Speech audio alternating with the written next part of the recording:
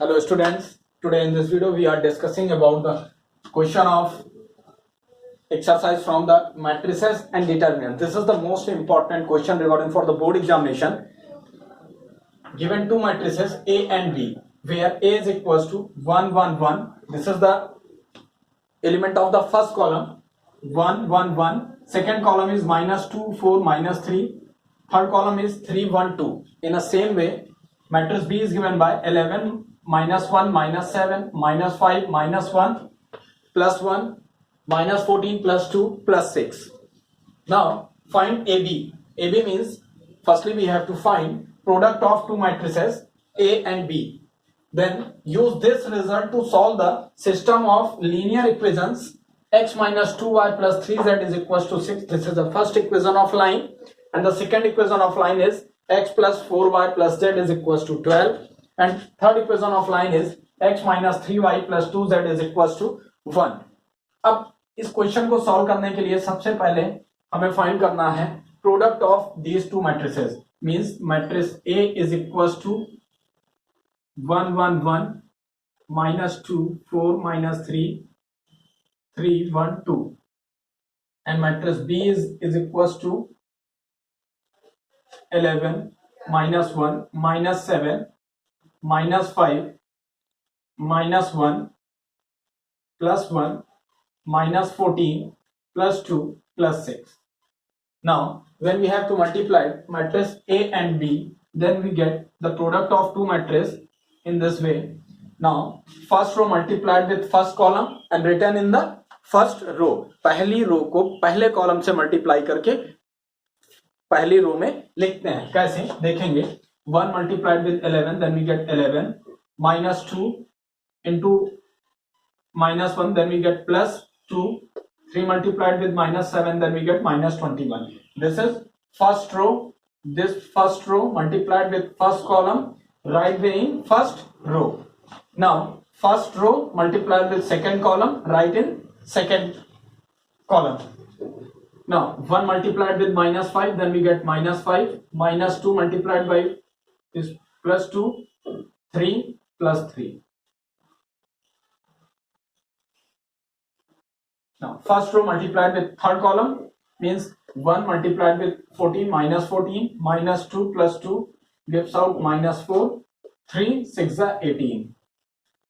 In a same way we have to multiply second row first column, second row second column, second row third column, third row first column, third row second column, third row third column, और सबको row wise लिखते हम लोग चले जाते हैं.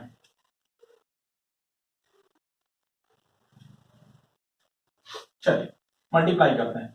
1 का 11 से मल्टीप्लाई 11, 4 का -1 से -4, 1 का 7 से -7, 1 का -5 से -5, 4 का -1 से -4, 1 का 1 से +1. नाउ 1 का -14 से -14, 4 का 2 से +8, 1 का 6 से +6.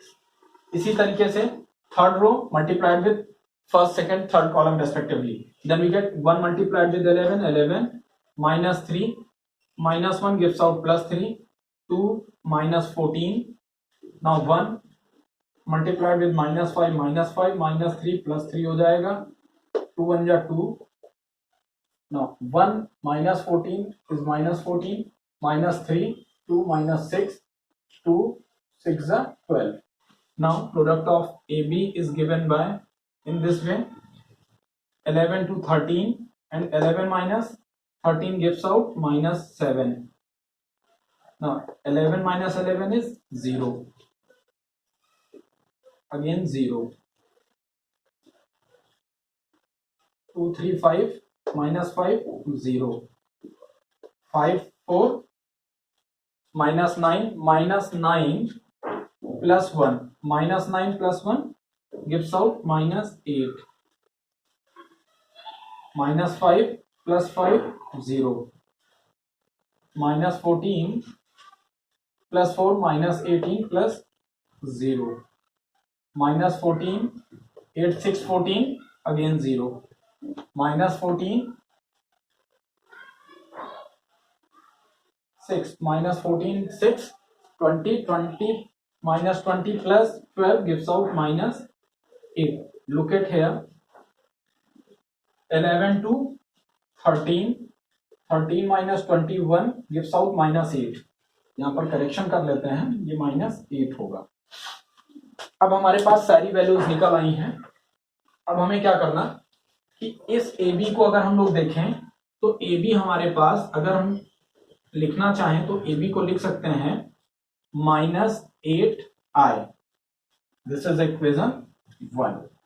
जब हम लोगों ने प्रोडक्ट किया तो A और B का जो प्रोडक्ट निकल कर आया है वो -8i आ गया है. इस टाइप के क्वेश्चन में जब भी हम दो मैट्रिसेस का मल्टीप्लिकेशन करते हैं और इसका यूज करके हमें लीनियर इक्वेशन को सॉल्व करना होता है तो हमारे पास प्रोडक्ट जो आता है वो I के फॉर्मेट पे आ जाता है. I is nothing but this is identity matrix and the value of identity matrix is 1 0 0 0 1 0 0 0 1. इस फॉर्मेट के मैट्रिक्स को हम लोग आइडेंटिटी मैट्रिक्स बोलते हैं. The value of identity matrix is always is 1. अब इतना करने के बाद हमारे पास AB is equal to -8i आ गया. अब हम आते हैं लीनियर इक्वेशन की इसके रिगार्डिंग. अगर हम इसे मैट्रिक्स के फॉर्मेट पे लिखें तब हमारे पास मैट्रिक्स का फॉर्मेट हो जाएगा first row, second row, this is the third row. It means coefficient of x y z written in this way 1 -2 + 3 1 + 4 + 1 1 -3 + 2. This is the value of A. Now this is multiplied with x y z is equals to constant term 6 12 and 1. Now let us, this value is A x is equals to D. यहां पर हमने इसको D इसलिए लिया क्योंकि B का already हम use कर चुके थे और अब हमें यहाँ पर इसकी वैल्यू को सॉल्व करना. मीन्स अगर हम x की वैल्यू निकालना चाहते हैं तो x हो जाएगा A इनवर्स D. ये हो गई इक्वेशन 2. अब हमें क्या करना है, क्योंकि क्वेश्चन में गिवन कंडीशन थी कि इस A और B का जो प्रोडक्ट है, इनका जो मल्टीप्लिकेशन है उसका यूज करके हमें x की value means x y z को फाइंड आउट करना है. तो अब हमारे पास जब ऐसा केस है तो हमें इसको सॉल्व करने के लिए A इनवर्स, तो क्या हम इक्वेशन 2 से A इनवर्स की वैल्यू को कुछ फाइंड आउट कर सकते हैं क्या? तो जरा देखते हैं हम लोग. हमारे पास अगर यहाँ पर AB = 8i है तो अगर हम दोनों तरफ pre multiplying with A inverse then we get A inverse A B is equal to -8 A inverse I. अब हमको मालूम है I इनवर्स I की वैल्यू 1 हो जाती है और A इनवर्स A हो जाएगा हमारे पास I. तो ये हो गया IB इज इक्वल टू -8 और यहां से A inverse I means I की वैल्यू जब 1 हो गई तो वैल्यू मिल जाएगी हम लोगों को A इनवर्स. यानी अब I की वैल्यू फिर से 1 हो जाएगी. इट मीन्स हो गया B is equal to -8 A inverse. Now A inverse is equal to 1/8 times of A inverse is equal to -1/8 times of B. इस तरीके से हम A इनवर्स को निकाल लेंगे. यानी हमने इस क्वेश्चन में क्या किया, AB is equal to -8i था, AB is equal to -8i आया था हमारे पास, इसलिए हम लोगों ने इसको taking multiply with A inverse. Now A inverse A B is equal to -8 A inverse I की वैल्यू 1 होती है इसलिए इसको हम लोगों ने -8 A इनवर्स लिख दिया.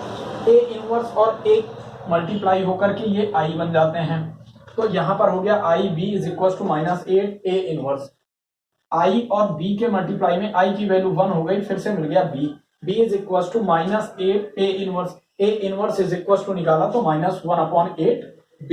इस तरीके से हमें A इनवर्स की वैल्यू पता चल गई. अब अगर A इनवर्स की जो वैल्यू है उसे हम लाकर यहाँ पर पुट कर दें तो देखिए हमारे पास हो जाएगा x इज इक्वल टू, हम इसको बना लेते हैं equation 3rd. Now from the equation 3rd using A inverse in the place of A inverse, then we get -1/8 B and D. अब क्या करना, 1/8 एज अ कांस्टेंट रहेगा, बी मैट्रिक्स का यूज कर लेंगे और उसका मल्टीप्लाई डी के साथ। डी की वैल्यू क्या है हमारे पास ये, यानी एक बार और मल्टीप्लिकेशन हम लोगों को करना पड़ेगा।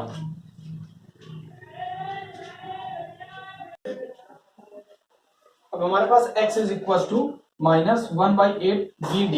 इसका मतलब हो गया कि अब हम यहाँ पर b और d के मल्टीप्लिकेशन को जब करेंगे तब हमारे पास x फाइंड किया जा सकता है। Means x is equal to -1/8 value of b। Value of b is here 11 -1 -7 -5 -1 -14 2 and 6. Value of d is 6 12 and 1, 6 12 and 1. Now x is equals to minus times of 1/8. अब अगर हम मल्टीप्लाई करते हैं first row का first column से, second row का first column and third row का first column से, और यहाँ पर ध्यान देना है कि ये मैट्रिक्स हमारे पास 3/3 ऑर्डर की है और जबकि इसका ऑर्डर हमारे पास 3/1 है। This matrix is order of 3/3 and this is a 3/1. तो जब हम मल्टीप्लाई करेंगे तो 11 6 66 -5 gives out -60 -14 -1 means -6 हो जाएगा, -12 and +2 -7 6 42 1 + 12 12 हो गया, 6 बन जा 6 हो गया। अब हमारे पास x इज इक्वल टू हो गया -1/8। सिंप्लीफाई कर लेंगे इसको हम लोग, तो हमारे पास हो गया 6 and -14 gives out -8, gives out -8 -6 and -12 gives out -18 -18 + 2 means हमारे पास हो गया -10।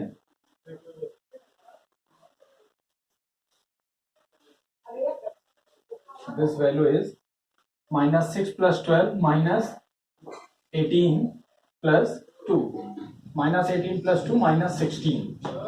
हमारे पास यहाँ पर वैल्यू हो गई -16। इसी तरीके से यहाँ पर हमारे पास वैल्यू हो जाएगी -42 + 18 24 -24। इस तरीके से हम लोगों ने वैल्यू फाउंड कर ली। x is equal to -1/8, 8 -16 -24। Now x is equal to 8 से जब डिवाइड करेंगे तो माइनस साइन की वजह से सारे साइन पॉजिटिव हो जाएंगे। Now x is equal to 8 1 जा 1, 8 2 जा 16 एंड 8 3 जा 24। नाउ x की वैल्यू को पुट कर दें x y z, तब हमारे पास वैल्यू आ गई 1 2 3। This implies that x is equals to 1, y is equals to 2 and z is equals to 3, which is the required answer for this question. Thank you class.